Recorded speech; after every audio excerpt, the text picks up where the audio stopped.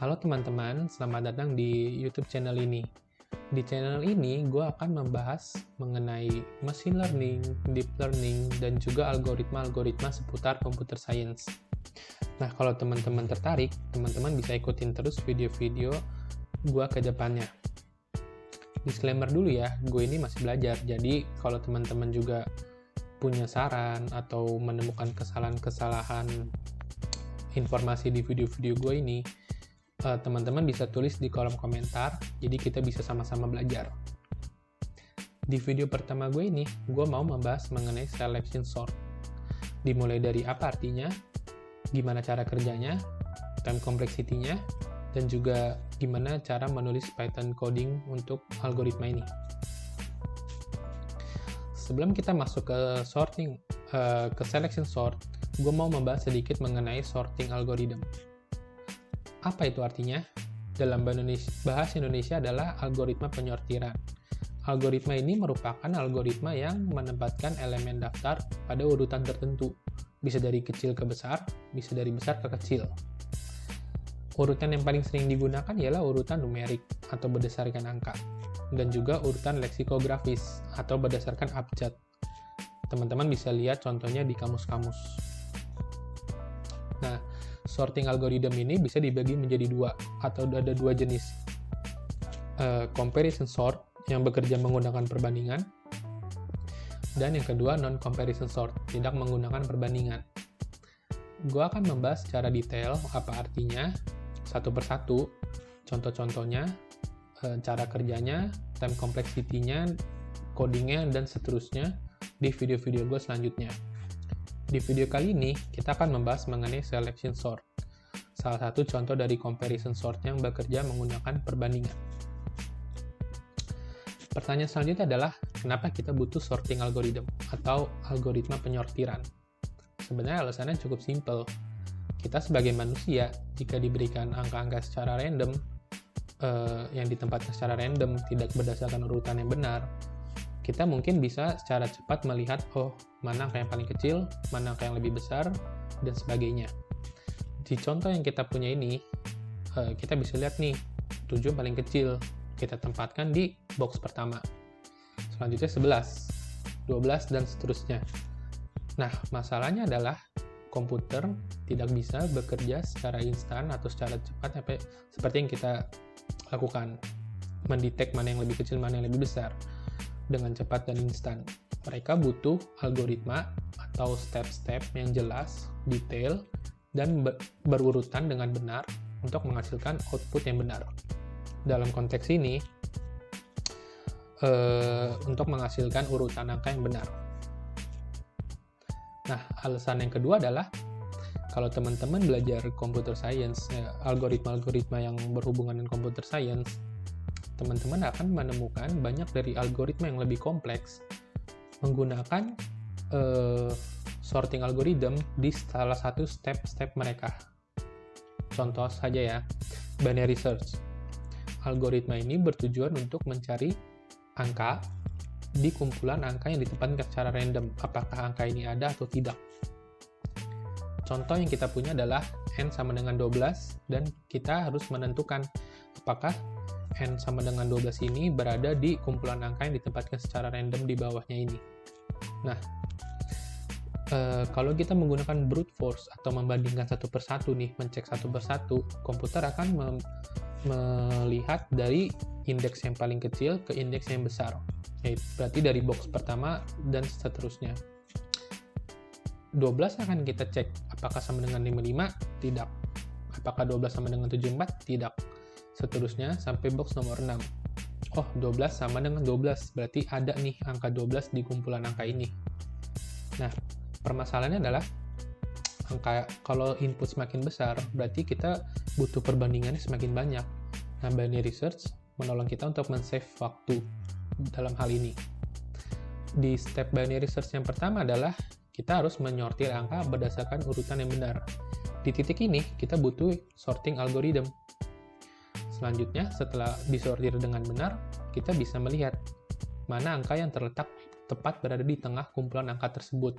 Di contoh ini, kita lihat 33 yang berada tepat di tengah. Lalu kita bandingkan. Angka yang mau kita cari yaitu 12 dengan 33. Oh, 12 lebih kecil. Berarti 12 pasti berada di sebelah kiri dari angka yang berada di tengah itu. Nah, karena kita sudah tahu 12 pasti berada di kiri, kita bisa melupakan atau mengignore angka yang berada di sebelah kanan. Ini bakal men-save banyak waktu dibandingkan kita mengecek satu persatu. Kita mengulang step tersebut sampai akhirnya kita sampai di titik terakhir, kita menemukan angka yang mau kita cari atau tidak menemukannya. Inilah alasan kenapa sorting algorithm itu sangat penting. Ini sorting algorithm merupakan dasar dari banyak algoritma-algoritma lain yang lebih kompleks di computer science. Nah, sekarang kita masuk pada topik pembahasan yang utama nih, selection sort. Apa sih artinya? Algoritma ini memilih elemen terkecil di setiap pengulangan dari bagian yang tidak tersortir dan menukar elemen terkecil tersebut dengan elemen pertama. Nah, mungkin teman-teman nggak langsung mengerti atau masih bingung apa artinya. Kita masuk ke topik pembahasan bagaimana cara kerjanya untuk melihat lebih detail apa sih maksudnya. Nah, di sini salah satu yang paling penting adalah pengulangan. Karena ini akan berhubungan dengan coding yang bakal kita lihat nanti di akhir video. Nah, di setiap pengulangan, yang pertama kali kita harus lakukan adalah membuat minimum atau variabel baru yang bernama minimum untuk menunjuk pada angka pertama dari list yang belum tersortir. Karena ini pengulangan pertama, kita belum melakukan apa-apa, jadi kita anggap semua elemen pada list belum tersortir. Mereka berada di tempat yang salah. Jadi, kita mulai dari indeks pertama, indeks 0. Nah, selanjutnya, minimum kita tempatkan di 12, indeks pertama, bandingkan dengan selanjutnya, angka selanjutnya, yaitu 74. Kalau minimum lebih kecil, minimum tetap di angka tersebut. Kalau minimum lebih besar dari angka selanjutnya, minimum harus pindah ke angka tersebut. Nah, untuk lebih jelasnya, kita lanjut. 12 kita bandingkan dengan 74, lebih kecil. Minimum berarti tetap di 12. Minimum bandingkan dengan 55, lebih kecil, berarti tetap. Minimum bandingkan dengan 67, berarti tetap juga lebih kecil. Bandingkan dengan 33, tetap. Nah, selanjutnya, minimum yaitu 12, kita bandingkan dengan 11. Di titik ini, minimum yaitu 12 lebih besar dari 11, jadi minimum harus pindah ke 11. Setelah itu, kita bandingkan lagi dengan selanjutnya. Minimum 11 bandingkan dengan 7, minimum lebih besar, minimum harus pindah ke 7. Karena kita sudah sampai di elemen terakhir di list, berarti pengulangan pertama perbandingannya selesai nih. Kita harus step selanjutnya harus menukar minimum dengan elemen pertama dari bagian yang tidak tersortir, yaitu indeks nomor 0 di pengulangan pertama ini. 7 pindah ke 12, 12 pindah ke 7. Di titik ini, pengulangan pertama selesai. Selanjutnya kita masuk ke pengulangan kedua. Oh iya, gue juga menunjukkan angka di sebelah kiri yang berarti jumlah perbandingan di tiap pengulangan. Di pengulangan pertama ini jumlahnya 6 atau n-1. N itu 7, ada 7 elemen di sini. Jumlah perbandingannya n-1 yaitu 6. Ini akan penting buat time complexity. Kita masuk ke pengulangan kedua.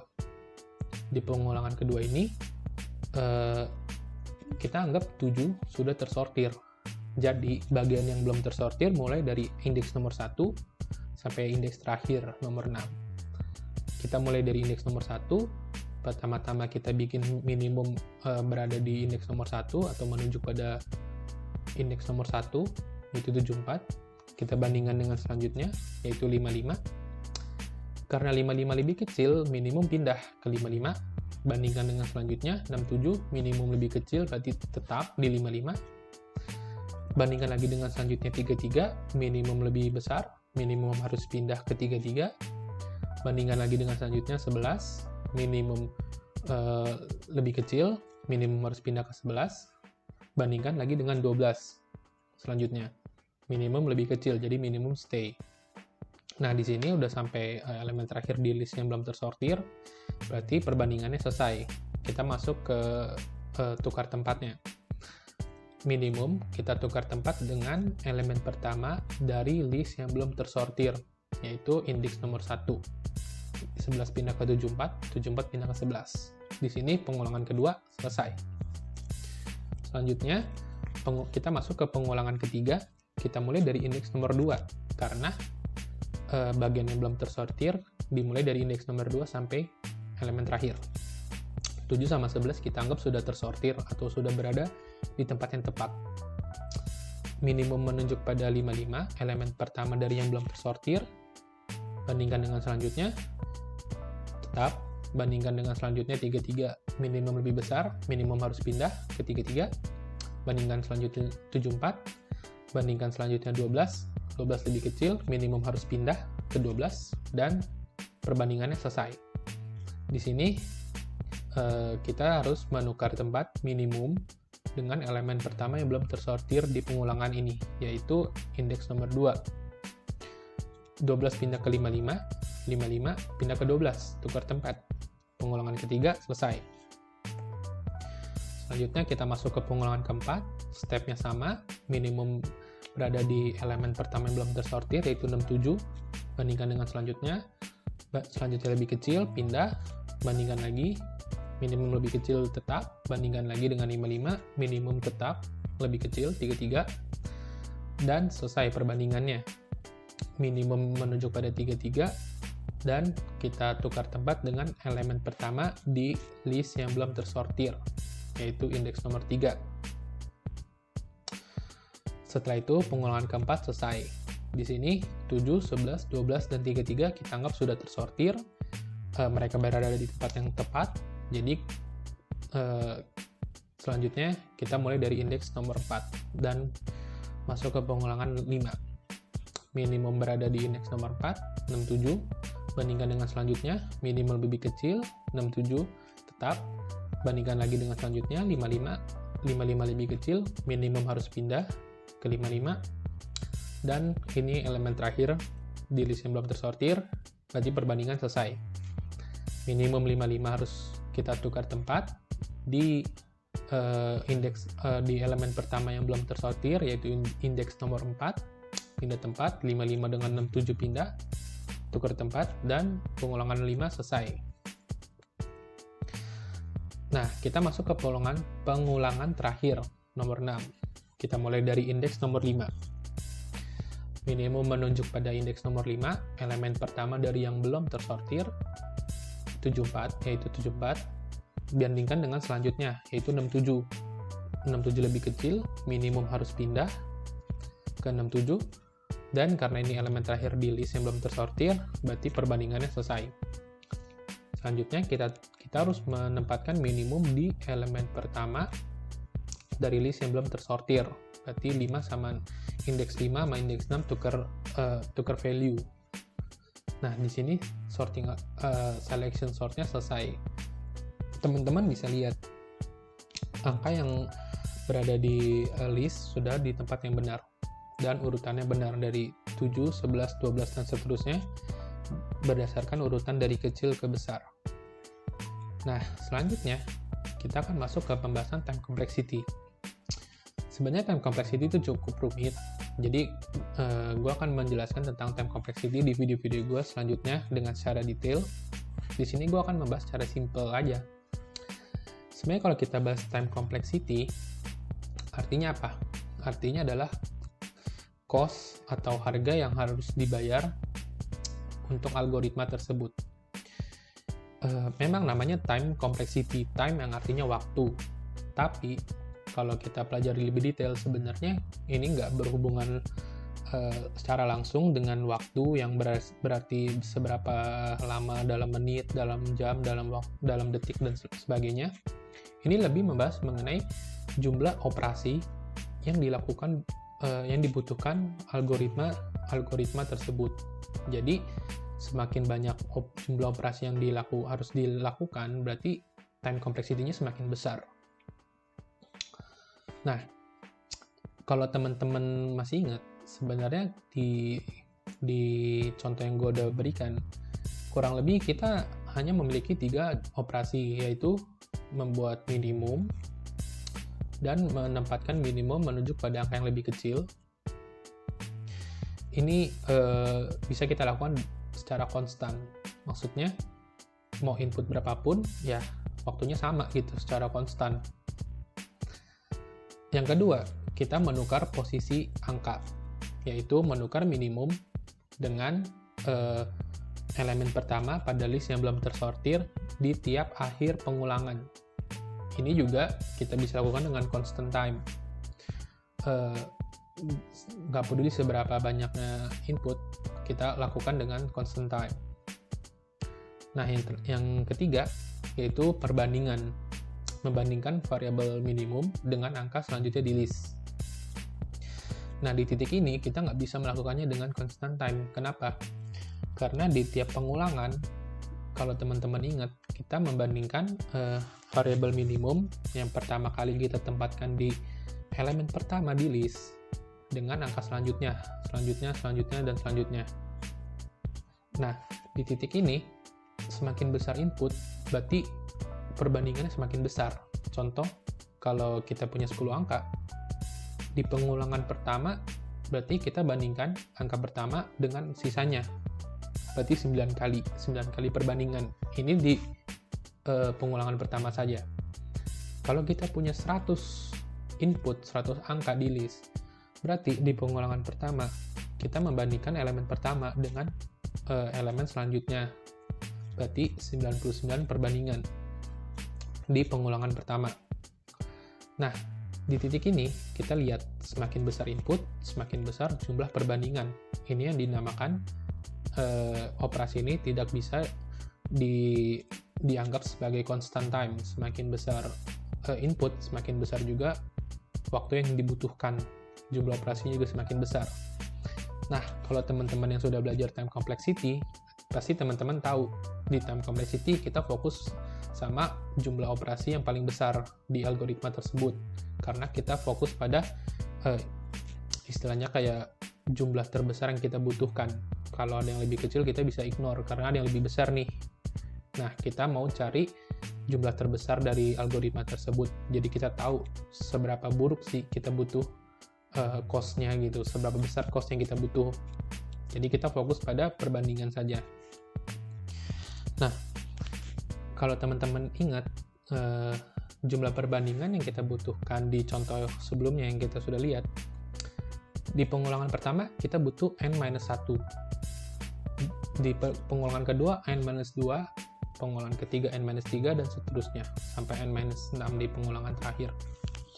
Nah, ini kalau n sama dengan 7. Kalau n sama dengan 10, berarti jumlah perbandingannya lebih banyak lagi nih, karena pengulangannya juga lebih banyak kan. Ini yang dinamakan time complexity-nya tuh nggak konstan gitu. Jadi semakin banyak input, semakin gede juga jumlah perbandingan dan jumlah operasi yang dibutuhkan. Nah, selanjutnya kita bisa mencari general form dari jumlah perbandingan yang dibutuhkan di algoritma ini, di selection sort. Teman-teman bisa lihat general formnya adalah n-1 plus n-2 plus n-3 plus dan seterusnya sampai plus 3 plus 2 plus 1. Nah, general form ini mau berapapun n yang kita punya, kita bisa merubahnya ke general form ini. Contoh, kalau kita punya cuma 2n, berarti n-1 tambah n-1 selesai. Kalau kita punya 3, berarti n-1, n-2, dan selesai. Berarti n-1 plus 1 saja, dan seterusnya. Nah, dari general form ini, kita bisa melakukan sedikit perubahan. Jadi kita mendapatkan sama dengan n kali n-1 bagi 2. Di sini sebenarnya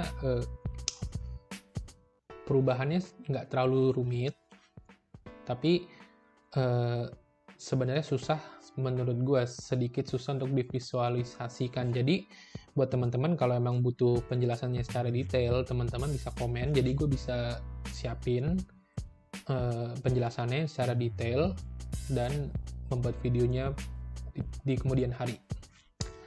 Nah, selanjutnya n kali n-1/2 ini bisa kita anggap n square. Tapi sebenarnya permasalahannya adalah n kali n-1/2 ini sebenarnya nggak sama n square. Teman-teman bisa lihat di tabel yang sudah gue persiapkan. Kalau n-nya 7, berarti n kali n-1/2-nya ini sama dengan 21. Tapi n square-nya 49. Kok bisa? Sebenarnya time complexity itu kita membuat suatu limit, suatu batasan yang paling besar dari dari operasi yang dibutuhkan suatu algoritma. Jadi angkanya, karena ini batasan paling akhir, nggak semua input bakal sama dengan batasan ini. Ini hanya batasan paling akhir. Jadi algoritma tersebut mempunyai operasi paling besarnya adalah n square. Itu batasan terakhir. Dan semakin besar input yang kita punya, semakin mendekati n square itu. Tapi kalau inputnya kecil itu tidak akan sama dengan n square. Jadi ini hanya batasan akhir, dan time complexity itu sebenarnya kita lebih ke fokus sama ke worst case-nya dari sebuah algoritma. Jadi kalau kita menggunakan algoritma itu, kira-kira berapa sih kemungkinan terburuknya nih yang bakalan kita butuhkan gitu dalam operasi tersebut. Nah, itulah time complexity. Gue bakal membahas time complexity lebih jauh, lebih detail di kemudian hari di video-video gue berikutnya. Oke, di sini kita selesai secara teori dan kita masuk ke pembahasan gimana cara bikin coding Python untuk algoritma ini. Gue gunakan Visual Studio Code. Pertama-tama kita bikin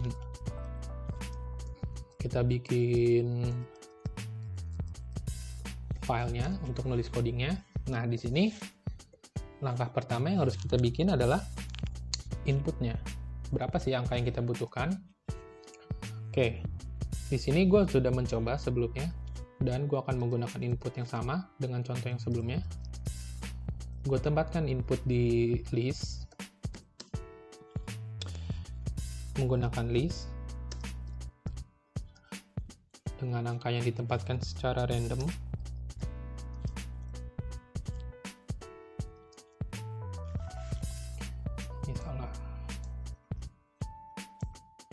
Nah, angka ini sama dengan contoh yang sudah gue perlihatkan sebelumnya. Jadi gue menggunakan angka yang sama. Nah, selanjutnya gue menggunakan for loop untuk menghandle pengulangan yang sudah gue kasih unjuk tadi, yang sudah gue bilang akan penting untuk codingnya. Jadi tiap pengulangan akan dikerjakan di for loop ini. Dan range-nya adalah seberapa banyak elemen yang kita punya, dari elemen pertama sampai elemen terakhir di list yang kita punya.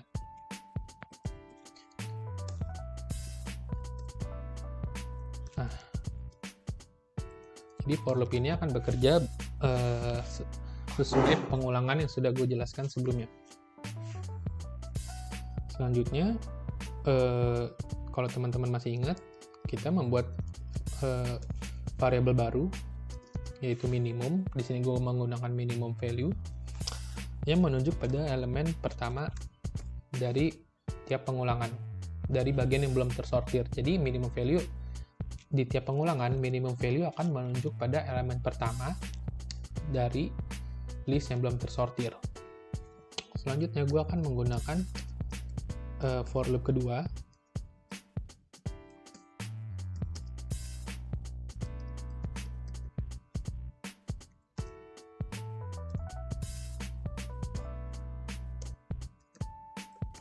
Nah, for loop kedua ini akan menghandle menunjuk pada elemen-elemen selanjutnya yang berada di sebelah kanan dari minimum value. Jadi kita butuh untuk Pertama, minimum value menunjuk pada angka pertama, pada elemen pertama di list yang belum tersortir. For loop kedua akan menunjuk pada elemen-elemen selanjutnya. Nah, di dalam for loop ini, kita akan membandingkan apakah minimum value itu lebih kecil atau lebih besar dari angka-angka selanjutnya. Input list.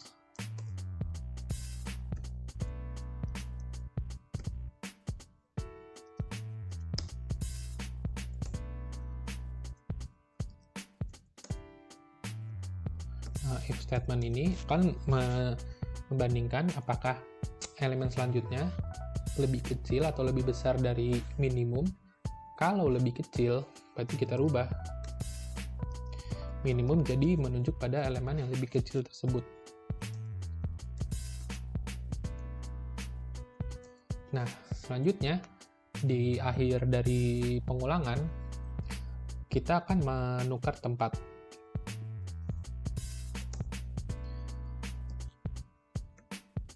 Minimum akan kita tukar tempat dengan elemen pertama dari list yang belum tersortir. Dan ini akan dijalankan dengan swap ini.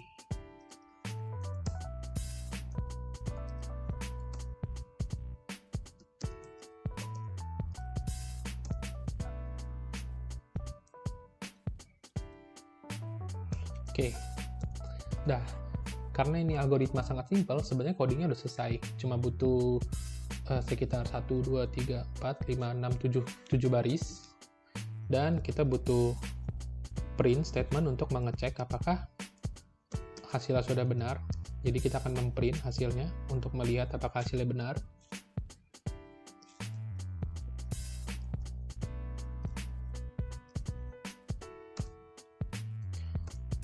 Nah, dan kita print.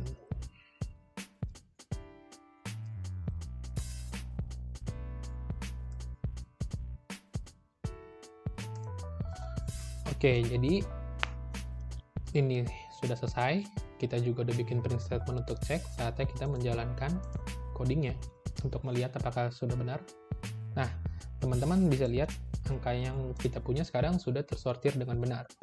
Sebelumnya angkanya secara random ditempatkan dan sekarang sudah benar.